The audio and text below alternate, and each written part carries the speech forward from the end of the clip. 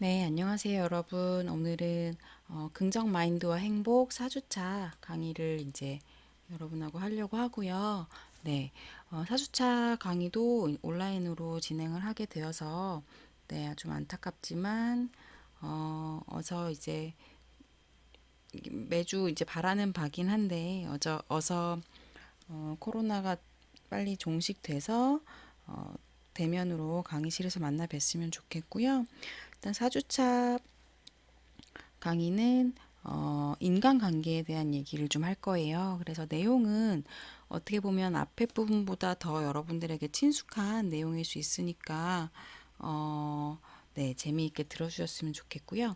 지난 시간까지는 행복의 의미라던가 그 행복을 어떻게 측정하는지 이런 것들을 봤다면 오늘부터 4주차랑 5주차는 인간관계와 행복에 대해서 여러분들이랑 얘기를 해보려고 합니다.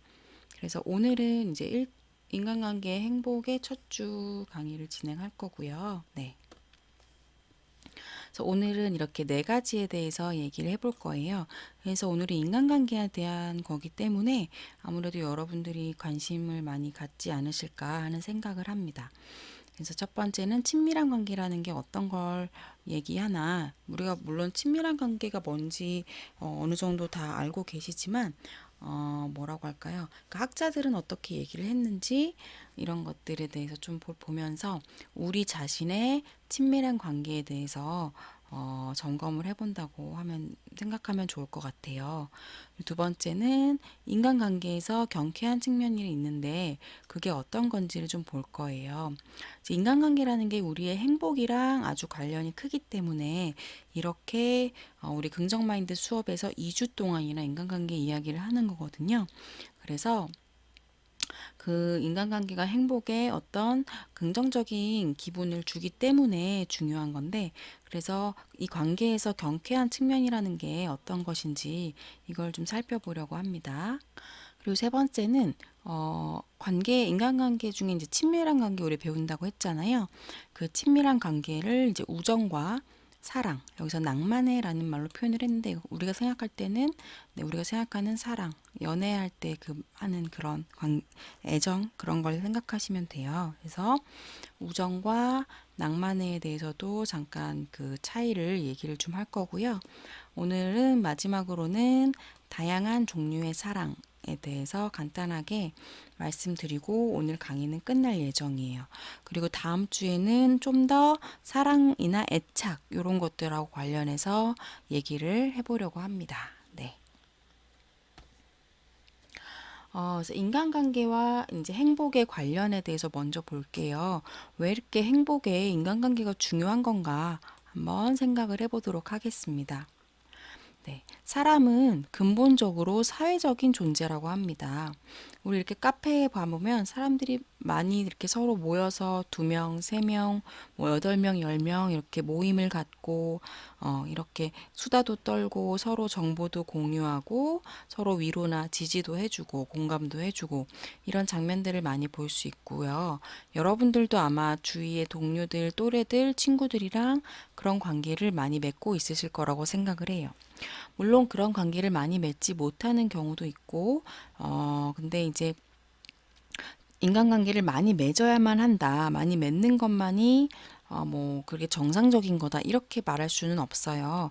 그 인간관계가, 많은 게 더 불편한 사람들도 있고, 피상적인 관계가 많은 것보다 나는 깊이 있는 관계를 소수로 맺는 게 더 행복하다. 이런 분들도 있어요. 그렇기 때문에 인간관계가 뭐 무조건 많아야 된다, 적어야 된다, 이렇게 얘기할 수는 없는데, 그래도 인간관계가 어느 정도는 그러니까 인간이 어느 정도 근본적으로 사회적인 존재이기 때문에 인간관계가 어느 정도는 있어야 된다는 거예요. 그게 없으면 되게 외롭고 고립감을 느끼고 우울증이 올 수도 있어요. 그래서 인간관계는 매우 중요하고 우리의 본성에 가까운 그런 어떻게 보면 필수적인 그런 요건이라고 볼 수 있어요. 지금 스스로가 인간관계가 좀 만족스럽지 않고 부족하다고 여기실 수도 있는데 그거를 문제시하고 나는 문제 있는 사람이야 라고 생각하시지는 절대 않았으면 좋겠고 그러면 내가 이렇게 사람에게 필수적이라는 인간관계를 어떻게 하면 늘려나갈지, 어떻게 하면 더 만족스럽게 바꾸어 나갈지, 이거에 대해서 고민을 하시면 좋을 것 같아요. 네. 그래서 다른 사람들과의 관계가 우리의 건강과 행복의 키가 된다고 합니다. 열쇠. 그래서 그만큼 우리에게 관계가 중요하다는 걸 여러 번 강조를 하고 있어요. 그래서 인간관계라는 것은 네, 우리에게 어떨 때는 가장 큰 기쁨이 될 수 있어요. 여러분 생각해 보세요. 인간관계가 어떨 때 가장 큰 기쁨이 됐었네요. 내가 좋아하는 사람이 생겼는데 그 사람이 알고 보니까 그 사람도 나를 좋아한다고 했을 때 그때 너무너무 이제 기분이 날아갈 것 같이 행복할 수 있죠. 네. 근데 인간관계가 가장 고통스러운 슬픔이 될 때도 많아요. 내가 사랑했던 사람이 나를 갑자기 떠난다고 했을 때, 내가 가장 믿었던 친구가 나를 배신하려고 할 때, 그럴 때는 가장 고통스러운 그런 감정을 느끼기도 하는 게 이런 인간관계입니다.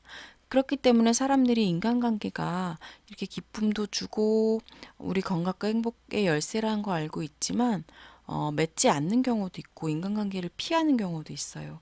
그 이유는 왜겠어요? 힘들 때는 가장 힘들게 하는 게 또 인간관계이기 때문이겠죠. 그래서 인간관계는 이렇게 양날의 검인 그런 특성을 가지고 있기도 합니다. 그래서 가장 큰 기쁨이 될 때는 어떨 때냐? 인간관계가 우리에게 긍정적일 때는 사회생활을 풍부하게 맺고 있고 우정이나 사랑에서 만족스러운 그런 느낌을 받을 때는 가장 큰 기쁨으로 작용을 하죠.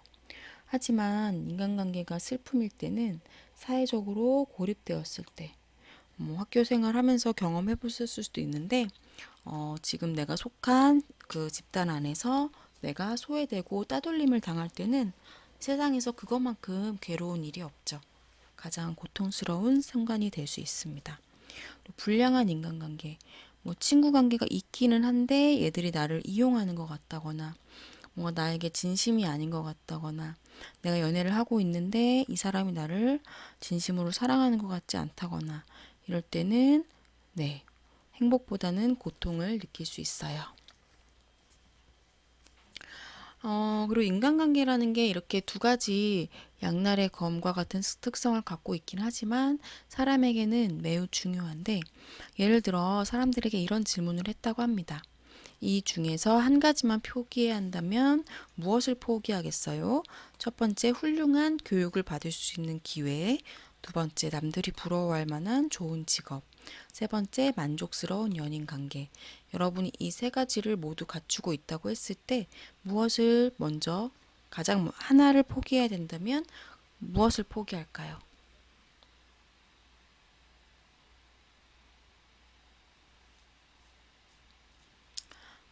골라보셨어요? 저라면 아마 이걸 포기할 것 같긴 해요. 네, 교육이라는 것도 물론 중요하긴 한데, 일단 좋은 직업과 만족스러운 연인 관계가 저에게 더 중요한 것 같고, 이 두 가지는 정말 포기할 수 없을 것 같아요. 그래서 이제 관련된 이걸 연구를 한 사람이 있는데, 이 연구에서는 70% 정도가, 네, 가장 만족스러운 연인 관계를 가장 마지막으로 포기하겠다고 얘기를 했다고 합니다. 그래서 여러분도 한번 생각을 해보시면 만족스러운 인간관계가 나에게 얼만큼 중요한지 아실 수 있을 것 같아요. 그래서 인간관계라는 거는 어떤 걸 인간관계를 통해서 얻을 수 있냐면 사회적인 지원, 그러니까 도움을 받을 수 있다는 얘기죠. 친밀감에 대한 그런 욕구를 충족시켜 주고요. 그리고 나의 어려움이나 힘든 상황을 다른 사람들에게 이렇게 알리는 자기 개방을 통해서 자기 인생의 힘든 부분들을 나눌 수가 있습니다. 그리고 다른 사람하고 상호작용을 통해서 우리 상호작용이라는 거는 뭐 대화를 한다거나 같이 뭐 밥을 먹는다거나 뭐 술자리나 모임을 하는 거죠. 취미 생활을 같이 할 수도 있고요. 그리고 스킨십도 여기에 포함이 되겠죠. 이런 상호작용을 통해서 즐거움도 얻을 수 있고 긍정적인 정서도 얻을 수가 있습니다. 그래서 이렇게 인간관계라는 게 생물학적으로도 살펴볼 수 있는데 예를 들면 여러분이 어릴 때, 여러분이 혼자였을 때 어땠는지 생각을 해보면 몇 년 동안 방어력을 갖추지 못하는 거죠. 예를 들면 뭐 동물들을 보면 말이나 뭐 또 뭐가 있을까요? 뭐 호랑이, 사자 이런 동물들은 이제 태어나자마자 스스로 자기 발로 걷고 네, 움직이고 이렇게 할 수가 있어요. 강아지도 그렇죠. 근데 인간의 유아는 태어나자마자 눈도 잘 못 뜨기도 하고 뭐 자기 혼자는 아무것도 할 수 없어요. 일어설 수도 없고 앉을 수도 없고 심지어 목을 가눌 수도 없잖아요. 그렇기 때문에 방어력을 갖추는 거는 더 어려운 일이겠죠. 그렇기 때문에 인간은 방어력을 갖추지 못해서 되게 취약하고 어떤 위험에 되게 쉽게 노출되어 있는 상황이에요. 이럴 때 사회 지원을 받기 위해서 특히 유아의 경우에는 인간관계가 매우 중요하게 됩니다. 그리고 혼자 지낸다는 것은 한 개인의 유전적인 혈통이 종말된다는 거예요. 뭐 잘 지내고 혼자 밥도 잘 먹고 혼자 영화도 잘 보고 혼자 뭐 공부하고 그러면 되겠지만 생물학적으로 우리의 유전적인 혈통이 종말하게 돼요. 우리가 연애를 하고 결혼을 하고 아이를 낳고 이런 것들이 이런 어떤 유전적인 자기의 종족의 번식을 위한 그런 활동이기도 하잖아요. 그렇기 때문에 이렇게 취약한 특성이 있고 또 유전적으로 어떤 나의 종족을 번식하고 유전적인 혈통을 유지해 나가기 위해서도 사람은 본성적으로 인간관계가 되게 중요하게 인간관계를 중요하게 하게 되는 거죠. 그래서 이런 소속감의 욕구가 그런 것 때문에 자연스럽게 인간에게 있습니다. 그래서 소속감의 욕구에 대해서 어떤 학자는 이렇게 얘기를 했어요. 적어도 최소한의 것은 있어야 된다는 거죠. 지속적이고 긍정적이고 의미 있는 대인관계를 형성하고 유지하려는 왕성한 추동을 이런 소속감의 욕구라고 합니다. 소속감의 욕구. 여러분도 아마 소속감의 욕구가 강하게 있으실 거예요. 또 다른 생물학적인 부분을 살펴보면 옥시토신이라는 호르몬이 있어요. 옥시토신. 옥시토신 들어보셨을 거예요. 옥시토신은 우리가 포옹의 호르몬이라고 말을 합니다. 포옹의 호르몬. 여기 보면 네. 옥시토신을 높이는 10가지의 방법 이런 것들이 있는데 여기 러브 호르몬 이렇게 얘기를 하기도 하죠. 그래서 옥시토신은 우리 몸에서 옥시토신이 분비되게 되면 평상시에 되게 스트레스 받고 이런 상황에서 옥시토신이 분비되면은 몸이 이완되고 스트레스나 어떤 공포감, 그러니까 불안 이런 것들에서 올라오는 그런 각성 상태를 얘네들이 편안하게 해줘요. 그래서 옥시토신이 많이 나오면 평온한 정서 상태와 안정감을 느끼기 때문에 사람에게 매우 도움이 되는 호르몬입니다. 근데 얘가 어떨 때 나오냐면 우리가 서로 만져주거나 안아주거나 키스할 때 이럴 때 옥시토신이 나와요. 물론 성관계 중에 절정 상태에서도 옥시토신의 분비가 활발해진다고 합니다. 그래서 우리가 그런 스킨십을 더 원하게 되고 이런 게 이런 생물학적인 원인에도 그런 이유가 있습니다. 여러분도 이제 이런 생물학적인 특성도 자기의 생물학적인 특성도 한번 생각해 보실 필요가 있을 거예요. 왜냐하면 어떤 분들은 나는 왜 이렇게 인간관계에 목숨을 걸지? 나는 왜 이렇게 인간관계 때문에 모든 게 이렇게 힘들어지지? 할 수 있는데 인간관계가 그만큼 중요하고 여러분의 행복에 매우 밀접한 관계가 있기 때문에 이게 안 되면 행복이 어려워요. 그래서 여러분이 이거를 향상시키셔야 행복을 올리실 수가 있는 거예요. 그래서 이번 시간이랑 다음 시간에 인간관계에 대해서 많이 얘기를 할 테니까 잘 들으시면서 자신의 인간관계에 대해서 한번 다시 생각해 보는 기회가 되셨으면 좋겠습니다. 그럼 여기서 다음에 친밀한 관계로 넘어가기 전에 잠깐 관련된 유튜브 영상을 한 10분 정도 보고 오도록 할게요. 네.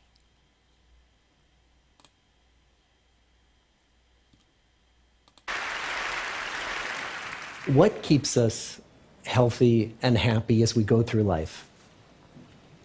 If you were going to invest now in your future best self, where would you put your time and your energy? There was a recent survey of millennials asking them what their most important life goals were. And over 80% said that a major life goal for them was to get rich. And another 50% of those same young adults said that another major life goal was to become famous. And we're constantly told to lean into work, to push harder and achieve more. We're given the impression that these are the things that we need to go after in order to have a good life.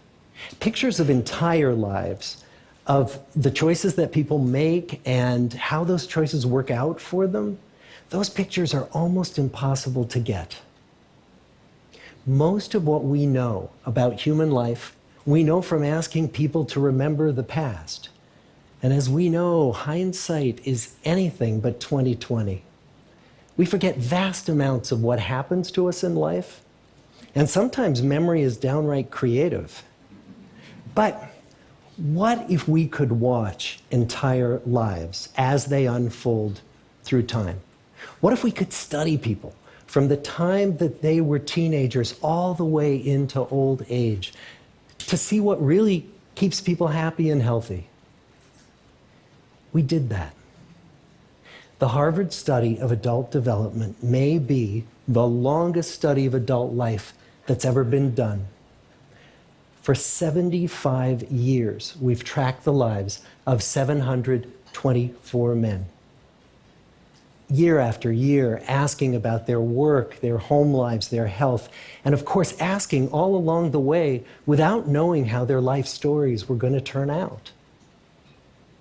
Studies like this are exceedingly rare. Almost all projects of this kind fall apart within a decade because too many people drop out of the study, or funding for the research dries up, or the researchers get distracted, or they die, and nobody moves the ball further down the field. But through a combination of luck and the persistence of several generations of researchers, this study has survived. About 60 of our original 724 men are still alive, still participating in the study, most of them in their 90s. And we are now beginning to study the more than 2,000 children of these men. And I'm the fourth director of the study. Since 1938, we've tracked the lives of two groups of men. The first group started in the study when they were sophomores at Harvard College. They all finished college during World War II, and then most went off to serve in the war. And the second group that we've followed was a group of boys from Boston's poorest neighborhoods. Boys who were chosen for the study specifically because they were from some of the most troubled and disadvantaged families in the Boston of the 1930s. Most lived in tenements, many without hot and cold running water. When they entered the study, all of these teenagers were interviewed, they were given medical exams. We went to their homes and we interviewed their parents. And then these teenagers grew up into adults who entered all walks of life.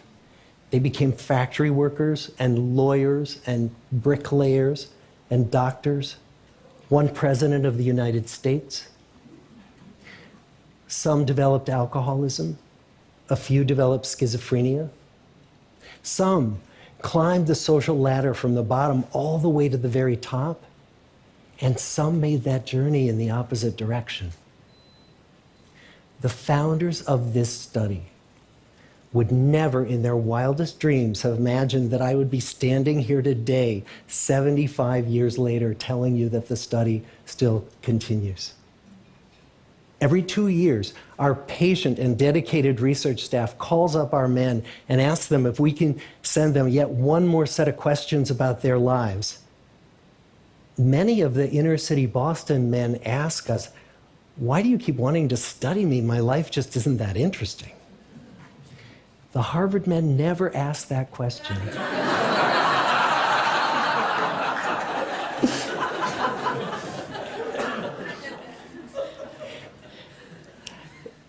get the clearest picture of these lives, we don't just send them questionnaires. We interview them in their living rooms. We get their medical records from their doctors. We draw their blood. We scan their brains. We talk to their children. We videotape them talking with their wives about their deepest concerns. And when about a decade ago we finally asked the wives if they would join us as members of the study, many of the women said, you know, it's about time. So what have we learned? What are the lessons that come from the tens of thousands of pages of information that we've generated on these lives? Well, the lessons aren't about wealth or fame or working harder and harder. The clearest message that we get from this 75-year study is this: good relationships keep us happier and healthier, period. We've learned 3 big lessons about relationships. The first is that social connections are really good for us and that loneliness kills. It turns out that people who are more socially connected to family, to friends, to community are happier, they're physically healthier, and they live longer than people who are less well connected. And the experience of loneliness turns out to be toxic.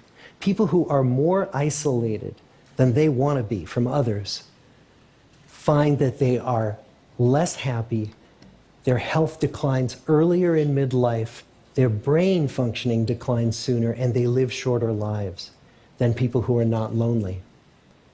And the sad fact is that at any given time, more than 1 in 5 Americans will report that they're lonely.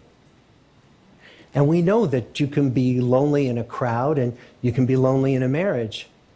So the second big lesson that we learned is that it's not just the number of friends you have, and it's not whether or not you're in a committed relationship, but it's the quality of your close relationships that matters.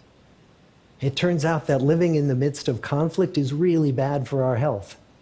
High conflict marriages, for example, without much affection, turn out to be very bad for our health, perhaps worse than getting divorced. And living in the midst of good, warm relationships is protective. Once we had followed our men all the way into their 80s, we wanted to look back at them at midlife and to see if we could predict who was going to grow into a happy, healthy octogenarian and who wasn't. And when we gathered together everything we knew about them at age 50, it wasn't their middle-aged cholesterol levels that predicted how they were going to grow old. It was how satisfied they were in their relationships. The people who were the most satisfied in their relationships at age 50 were the healthiest at age 80. And good, close relationships seem to buffer us from some of the slings and arrows of getting old. Our most happily partnered men and women reported in their 80s that on the days when they had more physical pain, their moods stayed just as happy. But the people who were in unhappy relationships, on the days when they reported more physical pain, it was magnified by more emotional pain.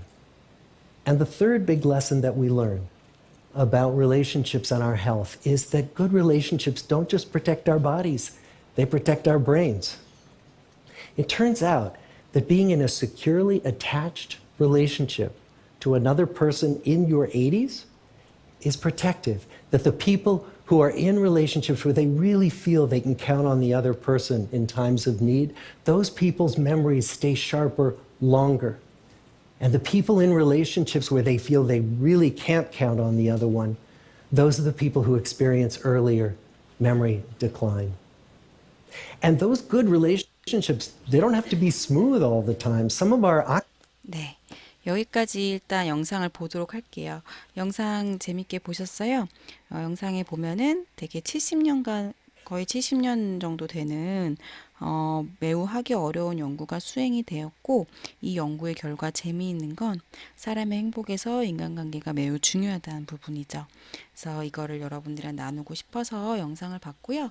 이 영상을 좀 더 보고 싶으신 분들은 여기 위에 제목이 있어요. 네, 테드 영상이고요.